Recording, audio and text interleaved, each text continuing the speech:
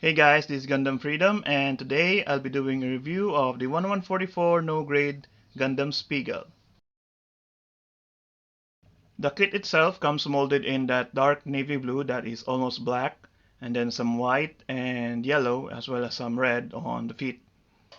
As for stickers, the stickers are the eyes, the chin, all of the yellow details on the body were all stickers, and then the white on the middle of the crotch piece is all stickers, as well as in the foot guards.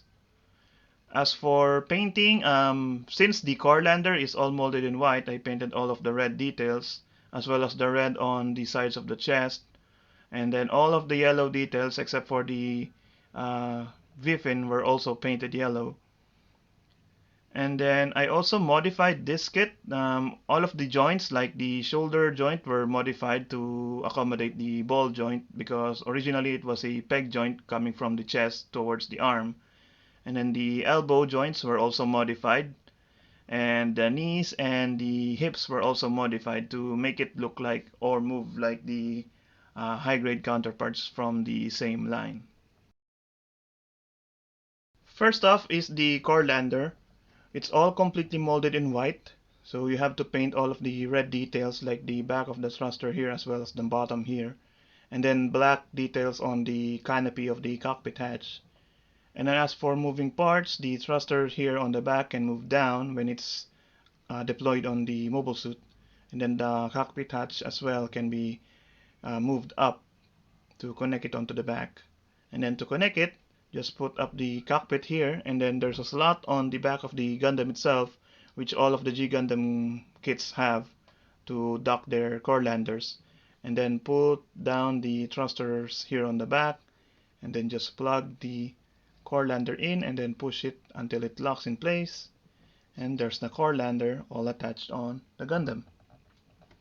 Next up are the hands. Originally, the polycap hands that comes with the kit are only the holding style hands, which are a bit weird because they're on the big side.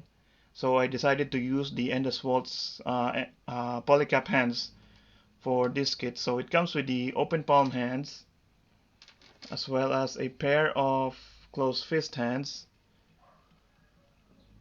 and a pair of holding hands for the handheld weapons. And then the last accessories are the tonfas. I think that's what they're called. These are all molded in white, or that grayish off-white color. So you have to paint the blades here silver or gray, and then the handle here are darker gray for the connector piece for the elbows.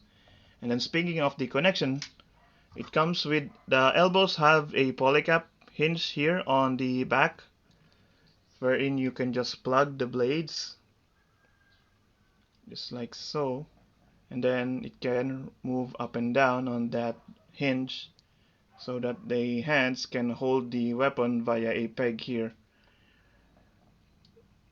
just like so.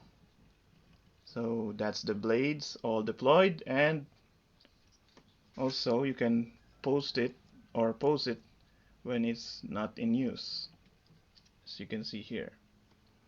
So those are all of the accessories that comes with the kit. The neck is on a single ball joint, so the head can go up about that far, and then down that far, side to side about that far, and also rotate all the way around.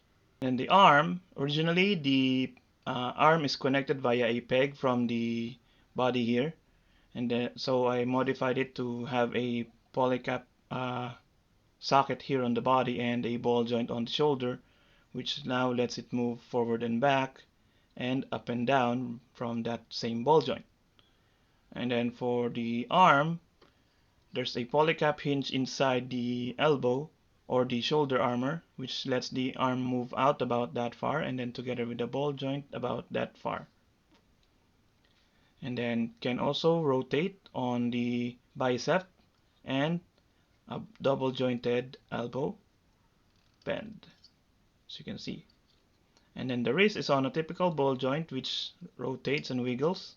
And then the swords can move up and down via a hinge here on the arm, and also rotate on the same polycap. For the body, originally the whole torso here is connected to the back skirt, which I decided to remove it and have it give it articulation on the waist so that it can rotate about that far. And then I also extended the torso a little bit so that it will look much better, because if I didn't extend the torso it will look very stubby, just like the original no grade. So now it has a rotation on the waist area because they gave you the waist polycap that the original G Gundam kits have. For the waist movement, the front skirts are all separate and they are connected on a ball joint, so they can move, although they are a bit loose, they can move up about that far. And then the side skirts can also move up about that far until they pop off. Then the back skirt is stationary.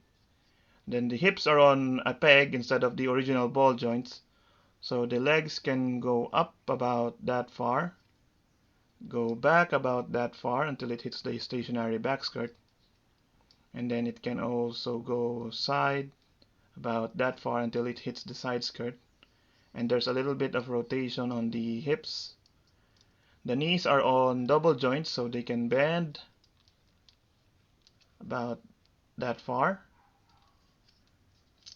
Oops, there's the front skirt. And then the legs or the feet are on ball joints, so they can move up about that far, then down that far, side to side about that far, and rotate about that far. Since I don't have the original no grade Spiegel anymore, I will just post a picture of it on the right side here to compare it on the original kit. So if you will see the comparison, the legs are much smaller or shorter, as well as the arms, and the overall proportions of the kit are smaller and much stubbier than my version here. And then here is the Spiegel next to the Rising Gundam.